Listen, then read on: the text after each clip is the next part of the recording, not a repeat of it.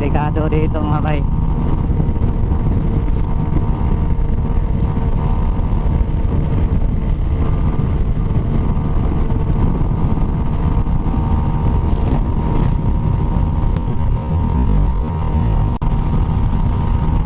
Third gear lang.